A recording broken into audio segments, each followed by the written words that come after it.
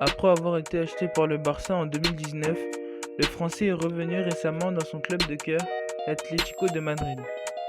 Pour son retour en 2023, Griezmann a réalisé une très belle saison, à 16 buts et 18 passes décisives. À 2 semaines de la fin du mercato, le joueur colchoneros est souvent envoyé du côté de Paris. Selon Ouest France, Mbappé aurait réclamé la francisation de l'effectif parisien, en demandant à sa direction Griezmann, qui possède une clause libératoire à 25 millions d'euros. La francisation de l'effectif parisien s'illustre notamment avec l'arrivée de Lucas Hernandez et Ousmane Dembélé. Si Griezmann est autant cité du côté de la capitale française, c'est tout simplement parce que le PSG est en manque de milieu créatif. Prenons le cas de chaque milieu du PSG et vous verrez que chacun d'entre eux est dans une situation critique, ou plus ou moins. Manuel Ugarte, le Portugais, fait l'unanimité au sein des supporters parisiens. Ugarte a une vocation défensive et il la met en valeur en faisant de bonnes performances, notamment contre Toulouse. Danilo Pereira, le Portugais, est considéré comme celui qui ne déçoit jamais et qui peut rendre des services en défense ou au milieu de terrain. Vitinha, malgré son talent, la pression se ressent dans son jeu et il fait souvent des passes latérales et non verticales. Son jeu manque de prise d'initiative.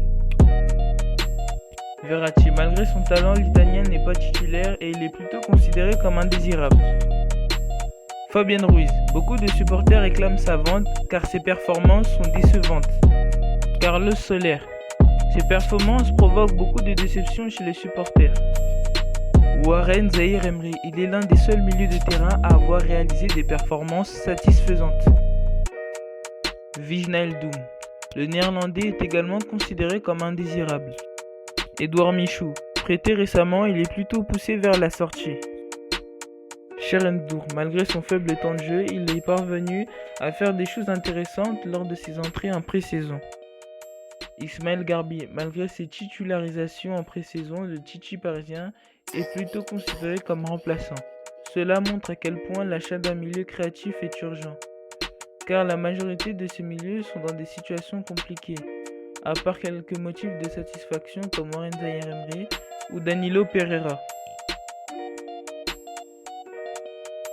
Griezmann possède de nombreuses qualités comme sa polyvalence, pouvant jouer attaquant ou milieu de terrain et bien d'autres. Son activité sur le terrain fait de lui un vrai meneur de jeu.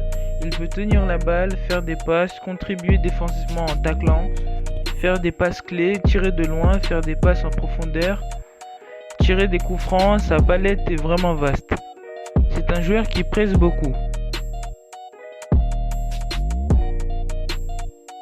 À mon humble avis, ce possible transfert serait une réussite. Il a 32 ans, il est dans le prime de sa carrière, il est polyvalent, il pourra même peut-être remplacer les attaquants souvent blessés ou les milieux au niveau de l'adaptation. Il n'aura pas de mal à s'adapter, il s'est déjà adapté à l'un des styles de jeu les plus compliqués, le cholismo de Diego Simeone.